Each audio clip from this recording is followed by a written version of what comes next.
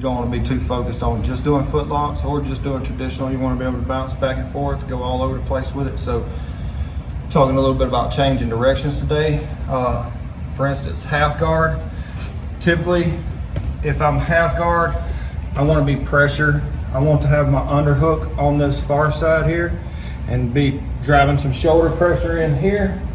Gable gripping, just really making it suck hard, trying to pass. Maybe putting a couple fingers in his armpit over here, pushing, getting out, whatever, you know, good traditional jiu-jitsu. All right, so especially if you compete, that's not gonna always work. So we gotta think of some different directions to go. You know, one thing we might do is pin this arm down, triangle our legs, roll under for whatever you call it, stuff, all that crazy flipping stuff.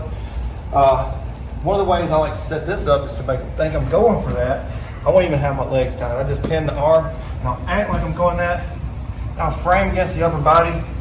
I step all the way over, not tapping this foot, not stopping this foot, but coming all the way over and putting like my laces on the floor. As I do, I'm collecting this leg, keeping my hips really close to his. Put like a rear naked choke grip on this one here. I come with my hand over to the heel, really tight pinching here. And as I come back, I'm also coming up with this heel. It's kind of like a twisting, kind of like a heel hook would do. So rear naked choke, grab the heel, and as you come back, also come up a little bit. Get the tap a little bit quicker there. One more time real quick. Half guard, trying to get an underhook. He beats that here over. Boom. Right into the finish. So that's half guard, changing directions from a traditional type of game to a more, what I would call like an advanced tournament type of situation. All right, so let's say we've advanced the quarter guards, we've got our knee passed through, but the foot is still hung up. Now, same thing. I want to get my underhook and drive my hips through, push that other foot if I have to, and come to a traditional side control. So I can run all my back. But that's not always gonna happen.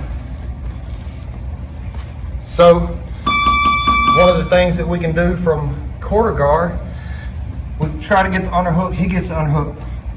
We're gonna take this leg, we're gonna back up, and we're gonna attack his legs. So we're going from a traditional game to the leg game.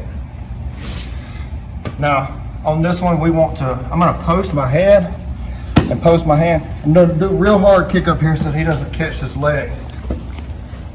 I'm gonna triangle my legs. Now you can stay on the top side and let gravity help you out. Drive your elbow right between his knees. Go right into the heel hook, belly down. Finish there. If you're a white belt, you're doing gi, whatever, you can go straight ankle lock, post up, hips down. On the heel hook, you're gonna stay down on your forehead and then just get your proper heel hook grip. Just hips down into it. Now I personally, it's probably just a little something I need to work on. I'm having trouble with this position, so I'm more going back. So when I hook my legs here, I'm gonna windshield wiper this leg all the way in. And as I roll over, I like to grab this knee and foot. Instead of trying to collect this leg, I really feel way more comfortable and consistent grabbing this foot and knee and pulling with it. Straight into 411, knee down. So we're in all our beautiful little, so much to do here.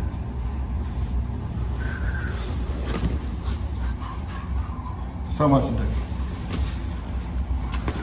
Let's see.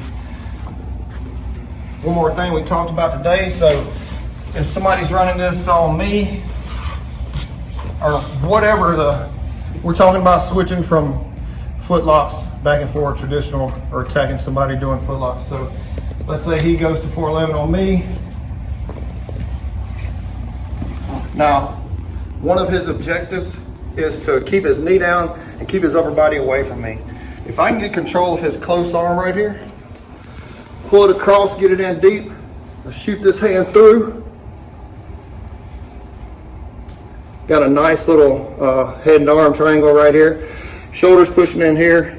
Your arm is, this part of your bone right there is hitting the vein there. Squeeze it in. You can use your legs to keep everything tight. Go ahead and get the finish. That's a few things. There's so much to go over, but that's a few little things that you can do to kind of think about switching back and forth from the footlock game to the more traditional game.